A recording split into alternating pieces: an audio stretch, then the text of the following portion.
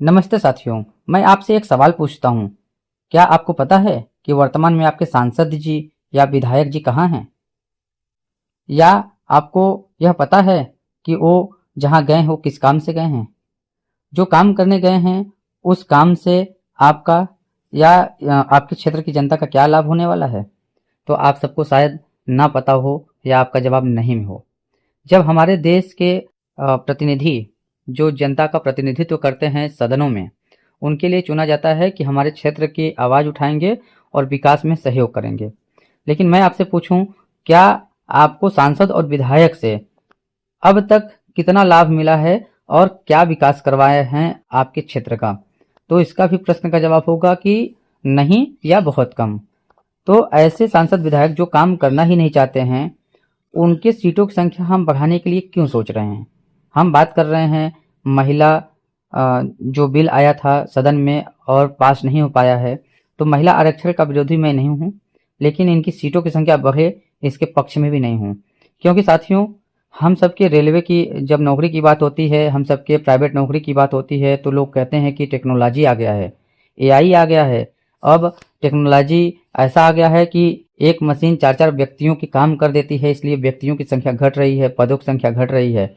तो फिर क्या ऐसी टेक्नोलॉजी सांसद विधायक के संबंध में लागू नहीं होना चाहिए?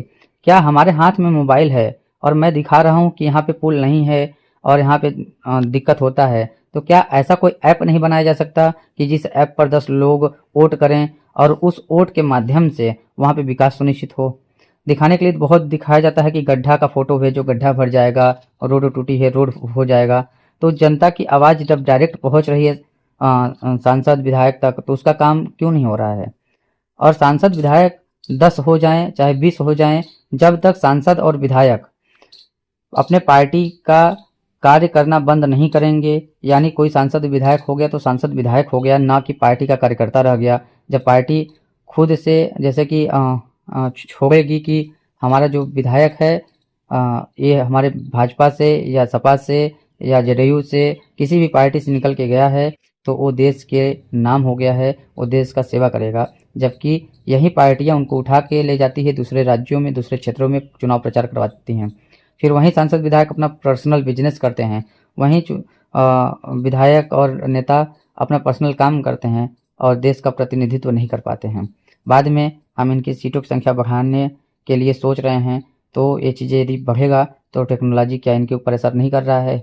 यदि कर रहा है तो इनकी भी सीटें नहीं बढ़नी चाहिए, टेक्नोलॉजी का उपयोग करें।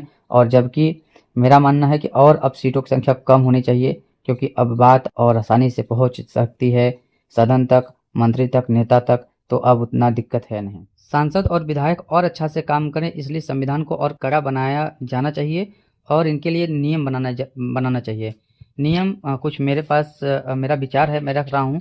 एक तो विचार है कि कोई सांसद विधायक यदि जीत गया तो सांसद और विधायक पूरे क्षेत्र के हर एक व्यक्ति विशेष का हो गया, न कि किसी पार्टी विशेष का।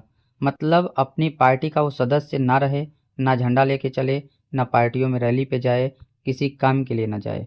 मतलब सांसद हुआ तो उस क्षेत्र का हुआ, उस लोगों का हुआ जिन्होंने उनको वोट दिया था, सभी का हुआ। दूसरा, इनकी उम्र 65 वर्ष के बाद इनको रिटायर कर दिया जाए, अनलिमिटेड ना रहे कि कोई कितना भी उम्र का है वो चुनाव लड़ रहा है और जीत रहा है। तीसरा चीज़, ये बिजनेस अपना स्वयं का ना कर पाएँ, ये और प्रतिनिधित्व कर रहे हैं जनता का तो प्रतिनिधित्व करें। तीसरा चीज़ कि चौथा चीज़ कि सदन के बाद इनकी जनता की बात रखने के बाद इनको क्षेत्र में और अपने कार्यालयों में निश्चित रूप से बैठना पड़ेगा। लगभग सांसद विधायक बैठते हैं, लेकिन कब आते हैं कब नहीं आते इसकी सूचना प्रॉपर होनी चाहिए और उसका ऐप होना चाहिए कि सांसद विधायक वर्तमान में कहाँ हैं और क्यों गए हैं, और बैठना चाहिए और जनता की शिकायतों का निवारण करना चाहिए।